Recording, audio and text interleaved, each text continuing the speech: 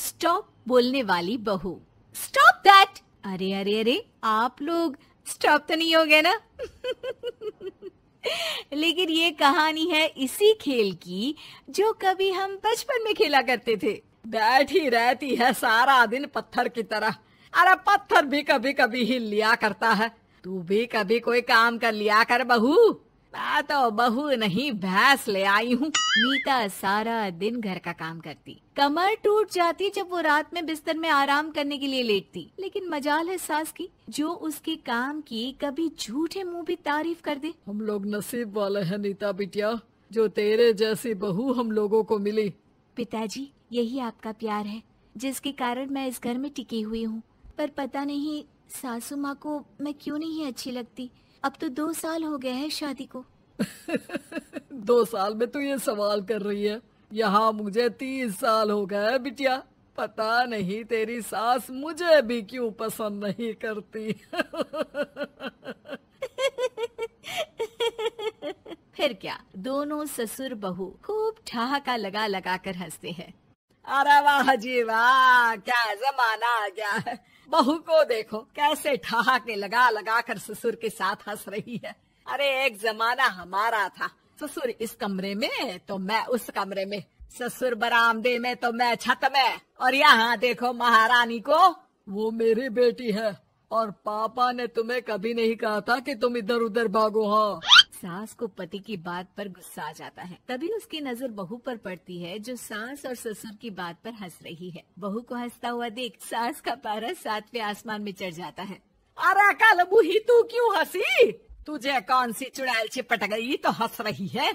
हम मियाँ बीवी का ये चलता रहता है, ये ना सोच के बीच में फूट पड़वा दी। अरे जी जाइए बाजार से छाछ ले आइए और तू जाकर किचन में बेसन घोल कर पकोड़े बना ले, कड़ी बनानी है तुझे। सास बहू और पति को ऑर्डर देकर वहाँ से निकल जाती है। पति बाजार की तरफ और बहू किचन की तरफ। हाँ, सारा काम हो गया, अब बस आराम से टीवी देखूं। उधर सास, कढ़ी खाने का बिल्कुल मन नहीं था, लेकिन जब ये लड़की खी खी करके दांत दिखाती है तो गुस्सा आ जाता है। लगता है कि मुंह नोच लो इसका। तभी सास के कान में बहू के जोर जोर से हंसने की आवाज आती है। सास का पारा फिर 7वें आसमान में चला जाता है। सास कमरे में जाती है जहाँ बहू टीवी में सीरियल देख रही होती है।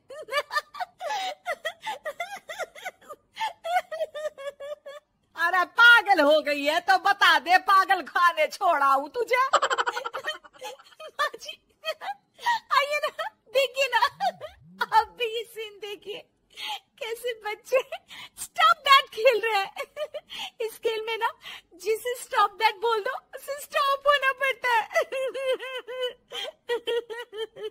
हाँ हाँ, बहुत खेला है मैंने भी इसे बचपन में। कोई इतने भी पुराने लोग नहीं है हम। हाँ, काश सासू माँ मैं भी ये खेल खेल पाती। सास को बहू की इस बात पर गुस्सा आ जाता है। यहाँ तो सारा घर फैला पड़ा है, रात के खाने की कोई तैयारी नहीं, और मैडम स्टॉप दैट खेलेंगी। हैं? अरे चल जाकर छत धो। बेचारी बहू जो अभी तक टीवी पर ठहाका मार रही थी, झाड़ू लेकर छत पर पहुँच जाती है। खुले आसमान के नीचे बहू भगवान की तरफ देखकर कहती है, हे भगवान, ये तो बता दो कैसे मेरे अंदर भी कोई क्वालिटी आएगी जिसे देखो जब देखो कुछ न कुछ सुनाकर निकल जाता है।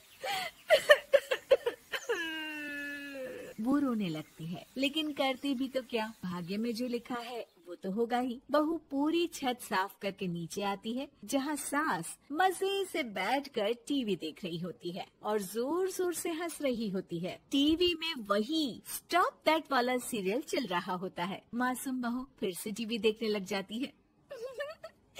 कितना मजेदार गेम है। सास को फिर बहू पर गुस्सा आ जाता है। अरे उसे तो बहू के हंसने की आवाज ही चुभती है। तुझे स्टॉप दैट खेलने का बहुत मन कर रहा है ना?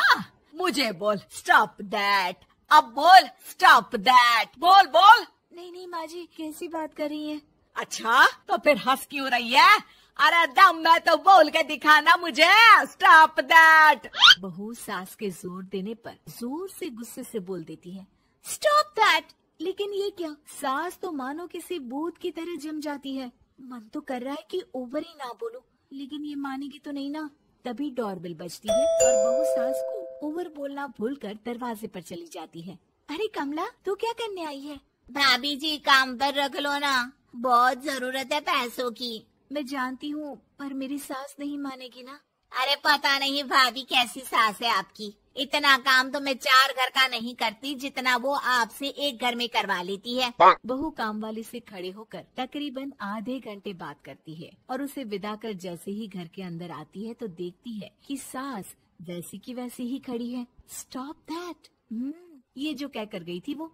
अरे हाय, ये सासू माँ को क्या हो गया? अब ओवर बोलूंगी तो मेरी तो जान ही निकाल देगी। क्या करूँ मैं? बहू उनका हाथ पकड़कर बेड पर लिटा देती है और फिर कहती है, ओवर। क्या मेरे सर पर खड़ी रहेगी अब? क्या मैं आराम भी ना करूं? जा यहाँ से, बोला है ना कमरे में आया मत कर। जब देखो कमरे में घुसी रहती है, अलमारी को घुरती रहती है।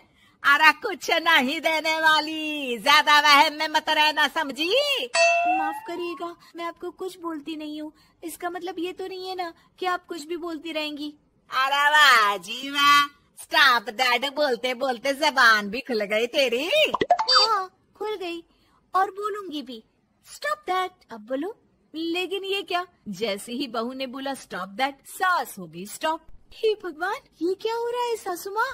लेकिन बेचारी सास स्टॉप दैट में तो बोलती बंद हो गई उनकी। वाह जी वाह, लग रहा है कि अब सारा खेल मेरे हाथ में आ गया। बहू अब सास से स्टॉप दैट बोलकर कभी खाना बनवा लेती तो कभी घर साफ करवा लेती। अरे पता नहीं, मैं आजकल थकी थकी सी क्यों रहती हूँ। बीपी भी हाई रहता है, मन करता है सोई रहूं। और मैं डॉक्टर को लेकर आता हूँ।